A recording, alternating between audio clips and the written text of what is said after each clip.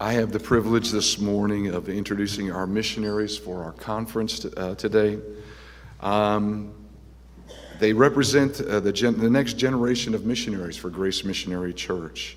I like to think of them as homegrown. I know we have the McDowells grown up in the church, and we have Carlene Seeger, who has grown up in the church, and Roger Skinner, who his dad pastored here. But we now have two couples that can trace some heritage back to members of the beginnings of Grace Missionary Church. One family can.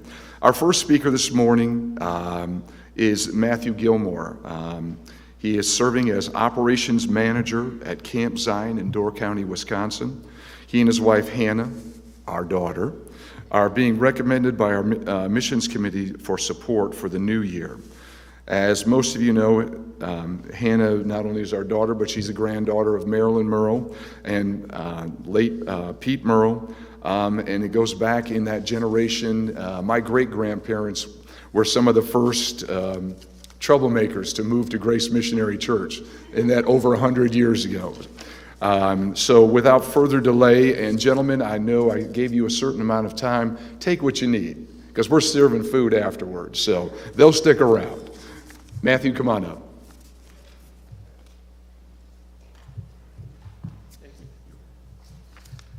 Hello. Thank you all for being here today, and just an honor to get to speak in front of you. I appreciated your comment about stories today. If you look throughout the Bible, I feel the Bible is a series of stories and stories of people's lives, from Abraham to Noah to David. And they're all through those stories is the common thread weaving and pointing toward Jesus Christ. So that's kind of what I'm going to try to do today. I'm going to tell some stories of Hannah and I's life, what led us to the point that we became missionaries starting September 1st this year at Camp Zion, and telling some stories about Camp Zion and what we believe God's going to be doing there in the future. Hopefully we'll have some pictures as I speak on the from Camp Zion. I'm not going to be referencing them specifically. They're just showing some of the things that go on there, so you guys can see what Camp Zion is all about. So my name is Matthew Gilmore. I grew up in a Christian family in Kenosha. Accepted Christ at a young age, was very involved in a small private school. But it wasn't really until college that I felt I really grew in my faith, and it became my own. I went to Whitewater University, was a member of Campus Crusade for Christ.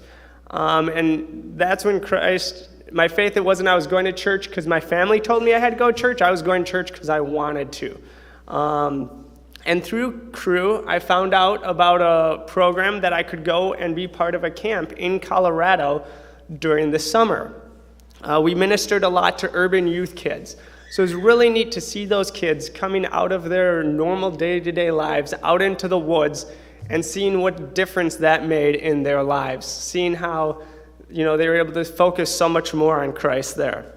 It's funny because part of Cru, a lot of their staff is missionaries, and I always thought, there's no way I'm going to be a missionary and go around asking people for money.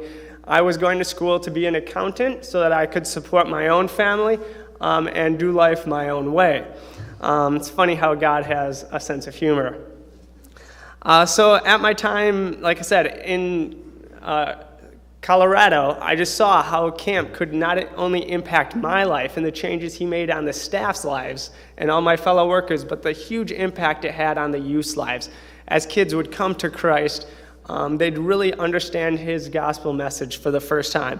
So that just became really important to me. Also growing up, my family did a lot of stuff outdoors. So I was like, hey, this is a great way for me to be able to use the passion and the gifts that God has given me with doing outdoor activities and using them to point people to the gospel. After working at that camp for a few years, I worked actually at Noah's Ark Whitewater Adventure Company. They did whitewater rafting, backpacking, but it was also a Christian ministry, and we'd get to tell them the gospel, and on those backpack trips, form relationships. On one of the trips, we actually baptized a kid in a mountain stream. So it's just really neat to see how God was able to use that time also to influence my life. Also during that time, working at Noah's Ark, I was a poor college student. So besides doing the fun things like whitewater rafting, backpacking, I would tell them, hey, if you have any job for me to do, let me know. So I would work hourly besides for their maintenance team. So I'd help clean bathrooms. I'd help keep the grounds up. They needed a fence built, so I was helping dig holes. Now, digging holes in Colorado is quite intensive. They gave us a jackhammer to get through all the rocks, and we found one of the best digging tools was actually a kid's little sand shovel, because you couldn't get a real big shovel in the hole, and you'd just be scooping out dirt one small shovel at a time. So just learning how to, no matter what you're doing it for God's glory. Then I found out about an internship at Camp Timberley. One of my friends, he had done it. I was going to do it. I had talked about doing it a year or two before, but the dates didn't line up with me working at Noah's Ark, so I had to do it a few years later from when I first learned about it, which is, again, showing God's timing, because Timberley is where I met Hannah. So speaking of Hannah, Hannah's stories, she grew up in the church also. She loved working with kids. Anytime she could, she would, volunteer in the nursery, volunteer to work with kids. When she was doing young adults at CCC, one weekend she was coming down the stairs and one of her friends voluntold her to help with Camp Zion. Now, those of you who don't know what voluntold is, that's when you're told to volunteer. So she was coming down the stairs and they're like, oh, we need help at Camp Zion. And her friend's like, oh, Hannah will do that. So she went and helped them out with a winter weekend. And she fell in love with it. She saw the magic of camp, of how Christ can use that, how the Spirit moves at camp. And she was able to then, for the next 2 summers, volunteer 1 week of her time to help with the high school missions weeks. It was at that time she was walking around camp. She saw a sign in the window that was for the 3CA, Christian Camping Conference Association. So she looked up that website and she knew that she wanted to do more of these camp jobs, and that's where she found out about Timberley. So at Camp Timberley is where we met. It was a 9-month internship where we got to teach outdoor education and just learn kind of the camp of the other side of the year that we hadn't seen, the other 9 months other than just summer camp. So that's when Hannah and I's paths met. We just really fell in love with our idea and mutual respect for each other. We loved that we both wanted to do Christ's work, especially through outdoor ministry. So when we got married, we knew we wanted to do ministry together. Now, some of you might be asking, so why camp ministry? What's important about camp ministry? Why is it different than other fields? First of all, we picked it because it just seemed to be where we fit best. It was the talents and the gifts that God had given us best fit in camp ministry. Like I said, of me having those outdoor skills, outdoor passions, her with working with kids. Anyone here listen to Adventures in Odyssey from Focus on the Family? All right, one of the stories from Adventures in the Odyssey was Jason. He was Mr. Whitaker's son. When he was young, he drew a picture and he wanted it on the wall. So he took his dad's fancy quill pen and stuck it through his painting onto the wall to make it stick. Well, yes, it worked. It held the painting up, but in the process, it didn't do a very good job holding the painting up, and it ruined the pen. So me, being an accountant for the last few years, I felt that I was that pen. I felt that, yes, I could do the job, it worked, but it wasn't what I was designed for. It wasn't what I was made for. When I'm doing camp ministry, I feel like I'm doing what God called me to do. Like we said, the impact that it had on our lives. I met my spouse in camp ministry, just of the different stories of, I feel that's when I really grew into the man of God that he wanted me to be, was through working at camp. And just seeing the difference it makes on students' lives. So when the student is at camp for 6 weeks, they're in a Christian environment for about 100 hours. This is about equivalent to almost an entire year's worth of going to Sunday school and church. If you think, there's 50 hours or 50 weeks in a year, they're at church for 2 hours a Sunday. So they get it all this condensed in 1 week. They also are surrounded by great mentors. We have staff of all ages working at camp that can mentor them, be pouring into their lives, speaking truth into them. They're able to have multiple Bible lessons that connect. So it's, if a youth pastor, they can do great series, and they're a week apart, and you hope that the kids are able to hear them all. When they're at camp for a week, they're hearing every single lesson, and it's easy for them to recall the last few lessons they heard. And another just side benefit is exercise. Since working at camp, I'm sleeping much more soundly. I'm always out and working, and the same is true with our youth today. So many of them are inside on their devices. Only a third of the kids today are getting the exercise that they should be. So that's even just a side benefit. Other than just students and youth camps, we also have camps for all ages. We have family camps, we have work camps. Right now there's a quilting camp going on. There's men's and women's retreats. And the benefits that I listed above for students apply just as much to anyone of all ages. We all need more Christian influences around us, more of those great conversations pointing toward God. We all need more exercise. We all need mentors around us. So, why did we choose Camp Zion? There's so many camps. How did we go toward Camp Zion? So, a few years ago, we started feeling, hey, God was calling us back into camp mission. So we wanted to see where he would lead us. So we started doing a nationwide search, looking at different organizations, some which we had worked with before, some through friends, some just through the 3CA website that I had mentioned before. And just time and time again, we kept coming back to Camp Zion. It's funny, during this time, first we were like, we'll look for ones that they're just going to be fully paid. And God didn't really open any of those doors, or when he did, we felt they weren't the right ones. So we started talking to Dale at Camp Zion and saying, hey, we would love to come on staff here. We really are feeling called to Camp Zion. And he goes, that's great. We're growing. We have this vision for the future. We need more staff, but we don't have the funds right now to pay you. We said, that's great. We've been looking into missionary support positions anyways. We'd love to consider that opportunity. And he's like, well, have you done this before? Have you ever been a missionary before? And we said, no, but if God is asking us to do something, he's going to provide. And since then, he's provided every step of the way. We've been able to sell our house during the first open house we had.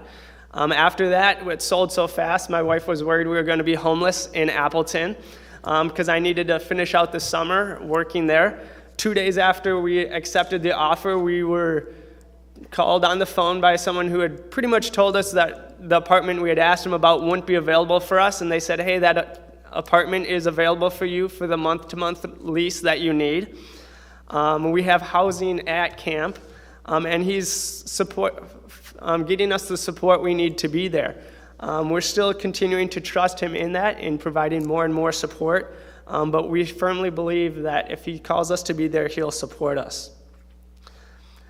Camp Zion is a great camp. They've been open for 70 years now. They started in 1946 with a bunch of soldiers returning back from World War II and just wanting a safe place for their youth to grow up and learn more and more about Christ. They have a strong vision and mission statement, and they live up to it. It's not just lip service. They follow what they believe. The camp is very relational based. They have tons of great activities. They have a beautiful view, great grounds that have just been expanding lately, great facilities, but the heart is based on relationship of those talking with mentors, talking with friends, forming long lifetime relationships. It's been amazing just in the short month that I've been there to hear of some of the stories of the past. One of them, it was someone came in to visit and they mentioned someone's name and they said, oh yeah, that person I worked with after they had been at Camp Zion, and they told me that they had made the decision to follow Christ at Camp Zion. They're now living in Tennessee 30 years later, still living for Christ. One of the guys that's the most excited to help me, he's got some land up in Sturgeon Bay, and he's always volunteering to help me clear land with his chainsaw, all his equipment. I was talking to Dale about his story.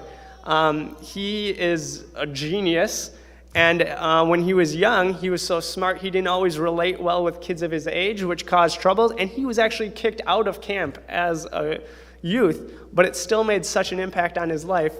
Anytime I want, I call him up, and he's willing to help me. They have also a great vision for the future, and that's to invest in people of all ages, to be a year-round camp. They made that decision in 1998, and actually a group from Grace Missionary Church was one of their first retreat groups in the of what prior had been the off-season. Part of growing to be year-round is they're working on building a new dining hall. Right now, that's kind of their pinch point of why they can't house larger groups, is their small dining hall. So they've been working toward that. And that also has been a God story. We've just been seeing God bless them every step of the way. They had been looking to get a new dining hall, and had worked with architects and attorneys and had figured out a way that they could get this dining hall on the land they currently owned. Due to some disagreements with some of the neighbors not wanting a mega camp, huge facilities right next to their dream vacation homes, those permits were put on hold. They had to go in front of hearings and courts in the local municipalities. And their attorney said, "Oh, don't worry, you might have your permit adjusted, but we rarely see these taken away." And Dale, he's the current director, he goes, "No matter what happens today, God will be glorified." Their permit for that dining hall was taken away.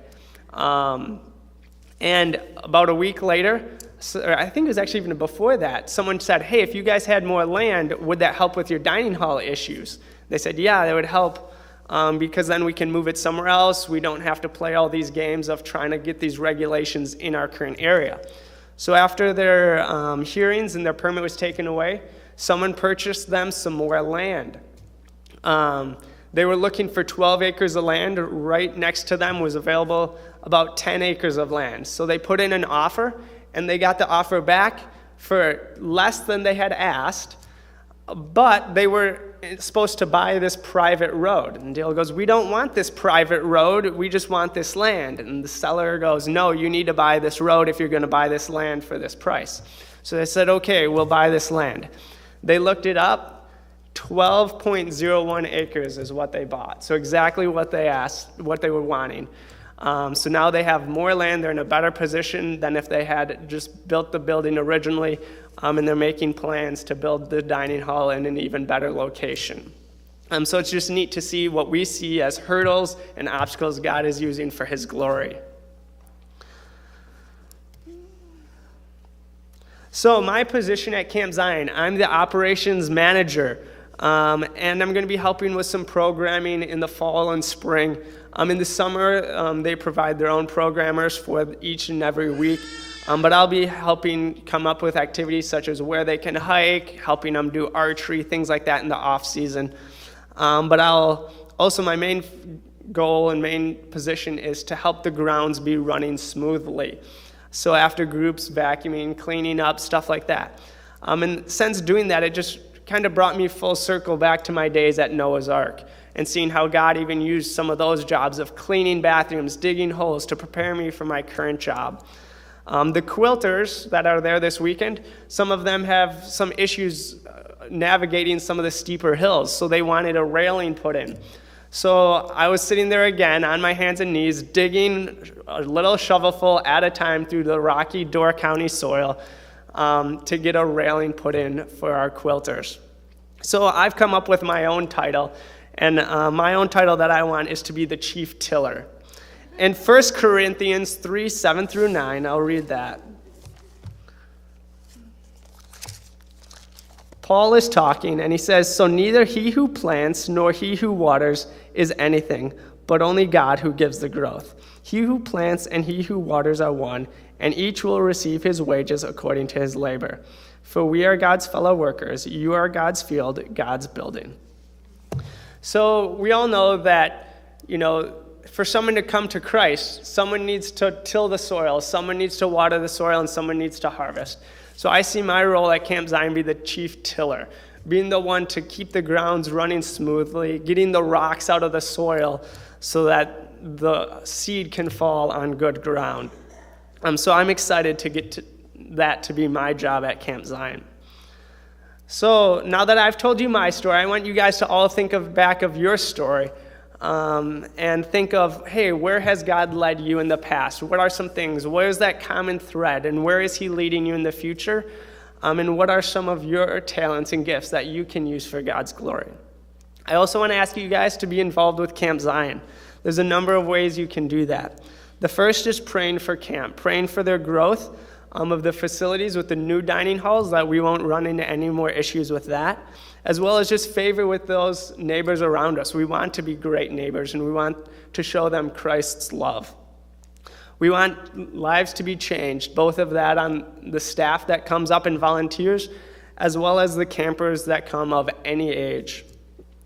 Second, we want you to pray for Hannah and I. It's been a large life change, moving from a larger city of Appleton to moving to Door County, where the nearest large grocery store is 45 minutes away.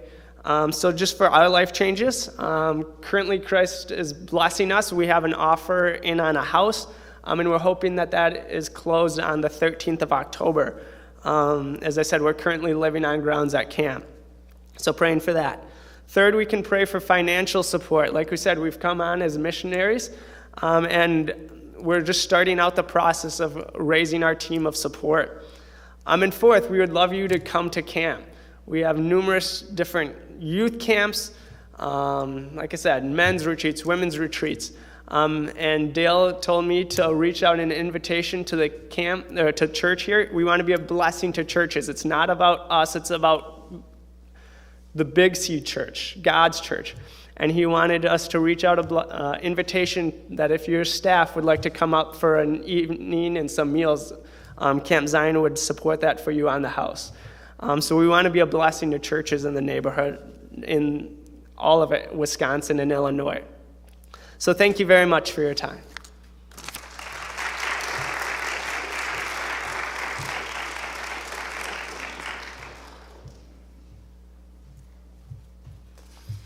And we have an original camp member here, so make sure you visit with him, Connie, right? Connie was one of the first campers to ever go to Camp Zion. Our next speaker is our next missionary is Dennis LaBelle. He is a local missionary for the Zion area Youth for Christ. Some of you may not know it, but he is the grandson of Francis and Gertrude Hansen, longtime members of Grace before they passed. I remember them, grew up with many of their children, and now we're going to have I was just talking to his aunt this summer at length. So Dennis, please come up and join us, and he is too going to take his time and do what he needs to do. Welcome. You bet. All right. Wow, good morning. And it's nice to have a little break there. And thank you so much for this opportunity. 2 years ago, Pastor Doug invited me to come, and I couldn't make it. And Leah, my wife, had to come. She was not very happy with me. She was great with you guys. But so I'm glad to be here this year. And Pastor Doug I've known for a while, and it's wonderful to be able to come here. One thing, missionaries are known for a couple things. They're old and they're boring. Okay, I fit one of those two. And I hope it's not the boring part, all right? So, Mr. Edwards, I would love for you to sit up straight and pay attention. I've been wanting to say that since I was in 6th grade.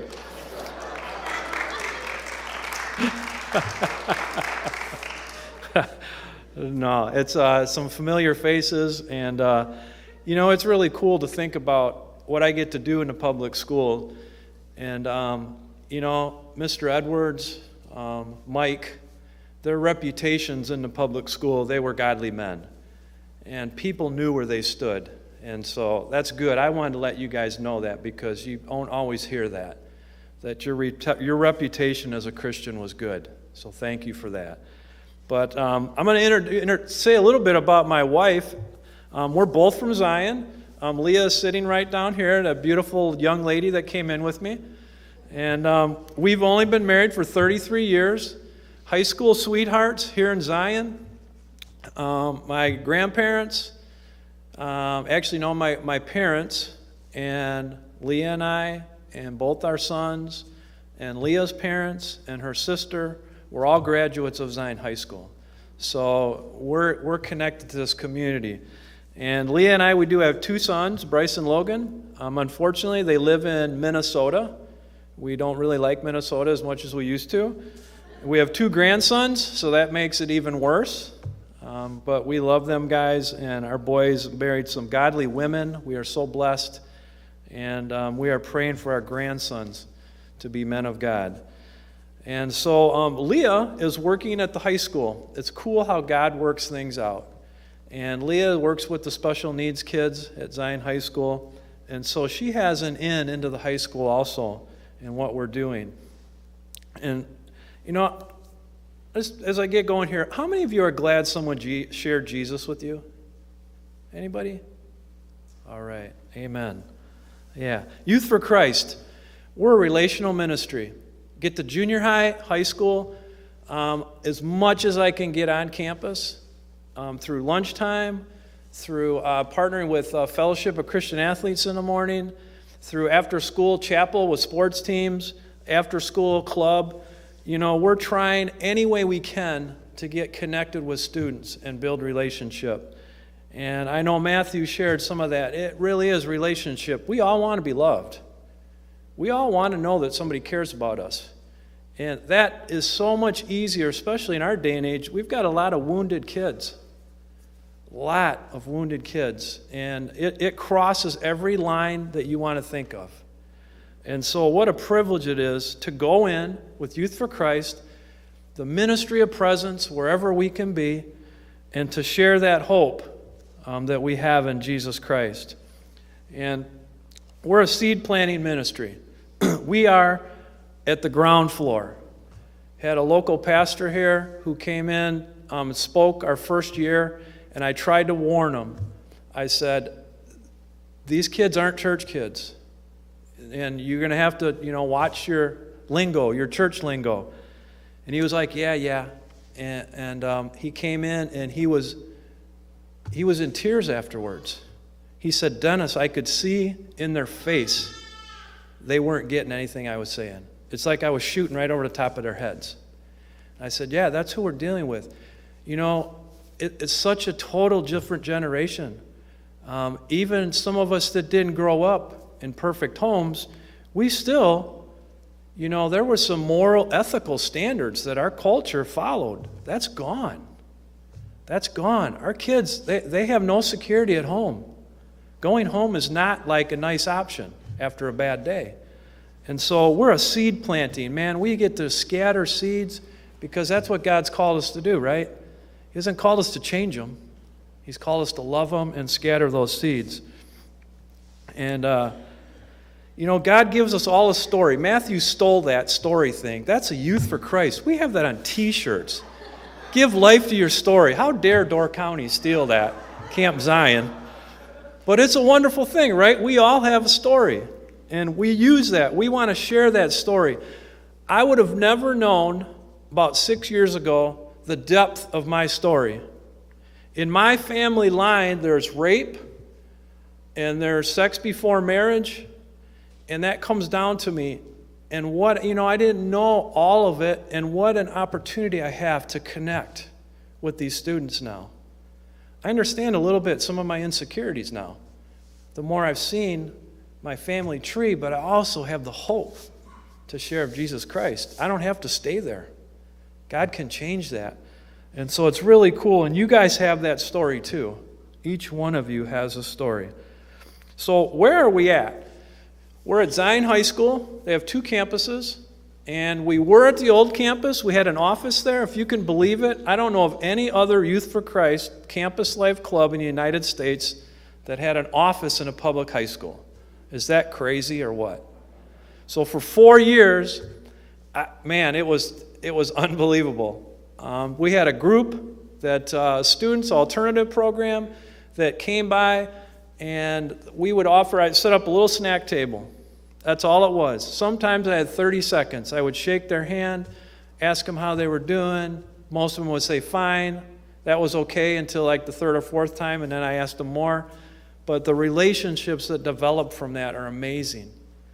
One story, I was just getting a coffee in Waukegan at Dunkin' Donuts. It's a brand new Dunkin' Donuts. I think it's been there 2 years. It was brand new for me by the courthouse. I walk in there, and there's a young man that was a part of that program. And he just lit up and said, "Hello, Dennis, how you doing?" And man, it was great. And when I went to leave, he walked around the counter, and he reached out his hand and put his hand on my shoulder, and he said, "I just want to thank you for encouraging me and loving me." That's what I get to do. Isn't that awesome? That was seed planting. I'm going to go back there. I told him, Manny, I'm going to come back here.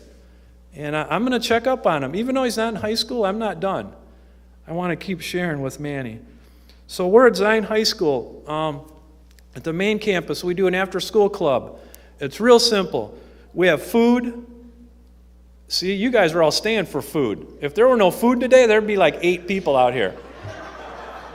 Thank you for planning the food thing. Thank you very much. We have fun. We do some crazy games. Some embarrassing. I usually get embarrassed.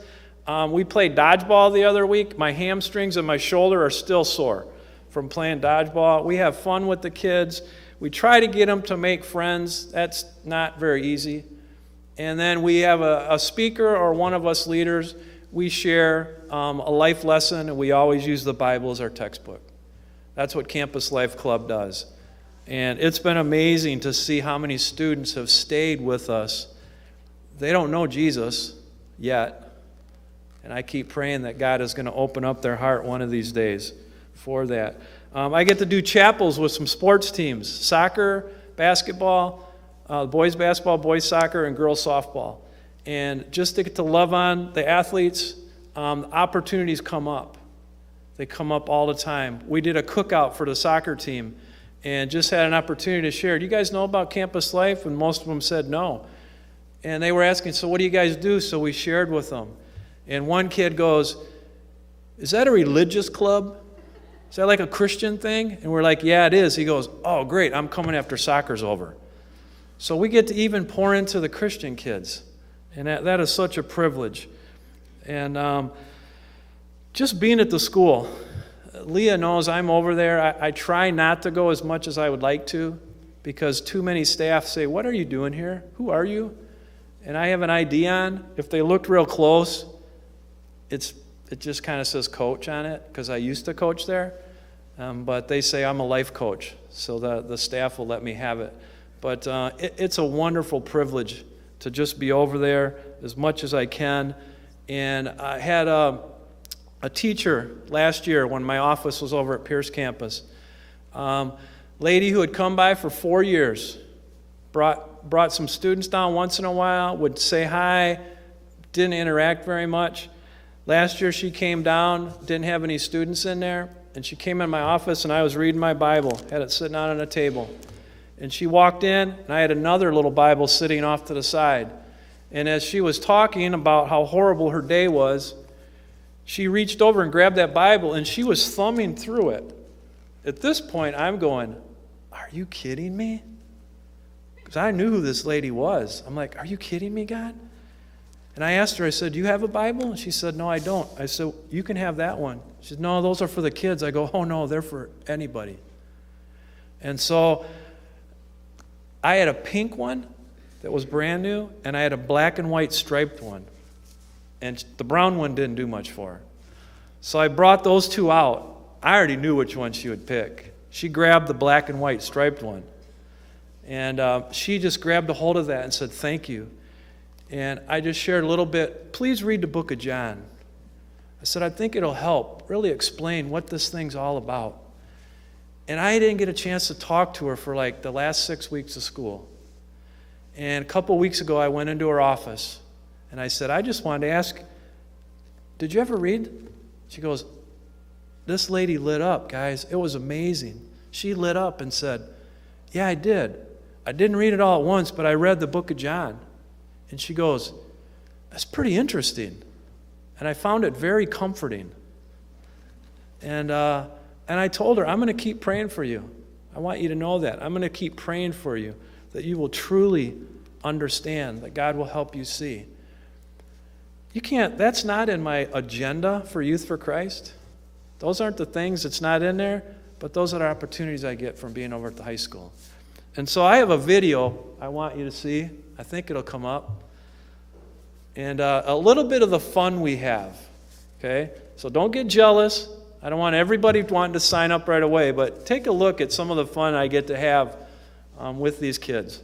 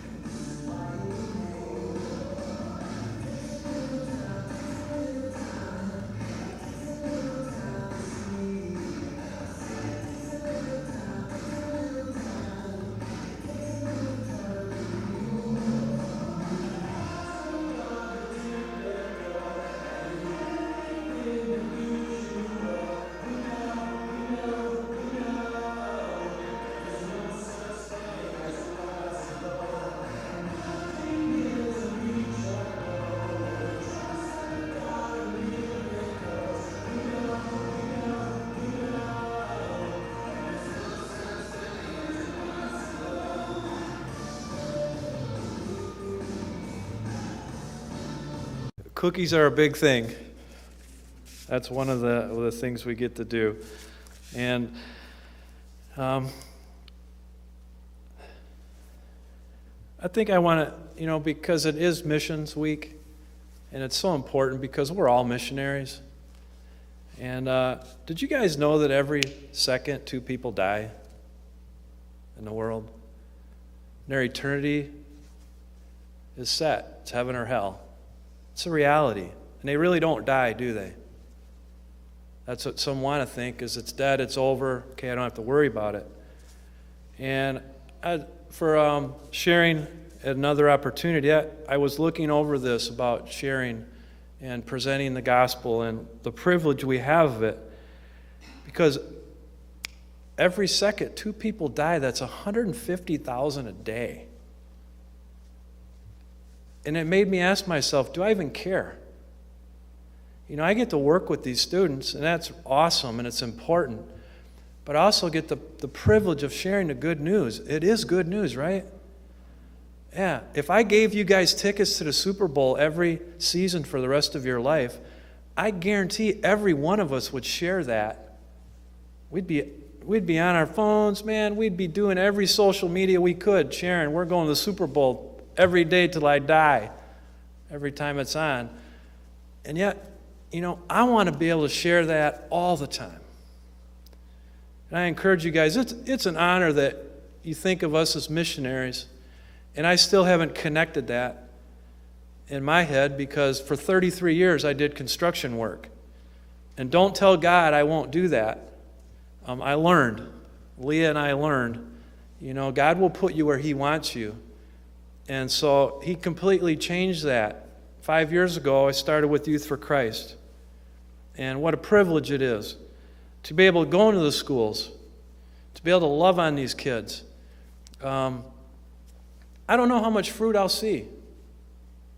I'm old. I wonder why God waited so long. But I'm glad He did even now. And I may not get to see any of the fruit, but I know that God is working. Amen? He's working. And I'm excited one day in heaven. That's what gets me excited, is to be able to see some of those kids that I just shook their hand. I just said, man, can I pray for you? And those things. How can you partner with us? There's a lot of ways, but the biggest way is prayer warriors. Matthew already said it. We don't want to say that flippantly, because I believe that's where it started. Do you know why I'm at Zion High School? Because for 4 years, there was a group of high school girls, mostly, that prayed every day in the school cafeteria before school started. That's why I'm there. Because they prayed. So we need an army of prayer warriors. I think we're at like 180. If we get to 1,800, and you have me back, I'm going to keep asking for more prayer warriors because we need that. The enemy, is out there, and he's trying to destroy the young people that we have in our community, even in our church. These guys sitting, it's awesome seeing these guys sit in the second row. That is so cool. I don't know if you have to, but if you have to, it's still a good thing, okay? It's still a good thing. Speaking of which, I remember, weren't there folding chairs in here way back? From a theater, Mike was telling me. I remember sitting back by that pole, because that pole is still there. I was a little dude, and I remember that one time, some of them were a little, they flipped up real quick. And I got stuck in there. So I was like this. I was a little guy. I thought I was going to fall through the bottom, but I didn't. So yeah, I remember sitting right back there, and my grandma reaching over, and I don't want to say anything about that. She loved me. But prayer warriors, volunteer. If you want to go in, some of that video, that was the best part. And I try to tell people, don't come be part of Youth for Christ and get there the first week and go, oh my gosh, these kids are cussing, and that's all they know. So I showed you the fun game part. I didn't show you the crazy stuff, as they would say, the cray-cray. I didn't show you that, okay? But if you want to come, and if you want to have God work and watch Him work, please, volunteers, man, we don't have enough. Right now, we're just at Zion High School. I don't say just because they only have 2,800 students. But we have the opportunity to be at Beach Park Middle School, but I don't have the volunteer staff. We have the opportunity to be back at Zion Central, but I don't have the staff. We haven't checked with North Prairie because I feel like we already have 2 that we can't go to. So if you'd like to volunteer, please come talk to me. I would love to share opportunity you can do. And one really cool way, we have a 91-year-old lady that just baked cookies last Thursday. So don't tell me you can't bake cookies. And I love telling the kids, because we did that at the end of that video, who made the cookies. I got so tired of them asking, if I say I make them, are you guys not going to eat them or what? I mean, what are you doing here? They're like, who made the cookies? And it's so cool to see their face light up when I tell them, yeah, this is a 91-year-old lady from my church. She can't be here, but she loves you guys. And the look on their face like, really? What a ministry. Wouldn't that be cool if you bake cookies and you get to see them in heaven and they're talking about all the cookies they ate at Campus Life? And you can go, yeah, I was one of those. Yeah, that'd be cool. That's one way you can volunteer with us. And then, of course, there's the financial part. We really stepped out in faith this year. We brought on a part-time guy, Lupe. And Lupe's 30 years old, so we almost cut the age in half, which was really good working with him. He's a wonderful young man, really connects with the kids. And so we're just trusting God. He's going to work it out.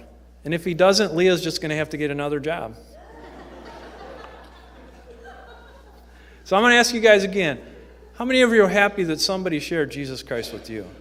Yeah, amen. Amen. So thank you so much for this opportunity. And I look forward to talking with you after, if you'd like to. And thank you guys again for inviting us.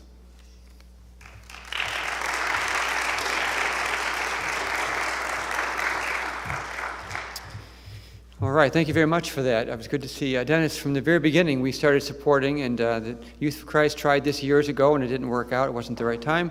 The Lord's used Dennis and Leah and a cast of 10, I was going to say thousands. A lot of faithful people, though, so thank you for that. I love the stories. Thank you for... Where'd Matthew go? Back with kids. I saw you in the pictures, kids. Anyway, looking forward to camp ministry. We haven't got time, but oh man, what camp ministry has been in my life too, so I'm with you on that. So we're thankful for that, and it's a great opportunity, and we're going to just give an opportunity for us to spend time with them, and we're going to eat together. So we're not going to sing. We're going to pray down there. So let's take our opportunity to go. You can go out that way down or this way and down, and you got to beat the pastors down because we're hungry. We didn't even work today, but downstairs is where we're going, and we're dismissed. Be dismissed with God's blessing upon you in the name of the Father, Son, and Holy Spirit, and they're all inviting you to come downstairs.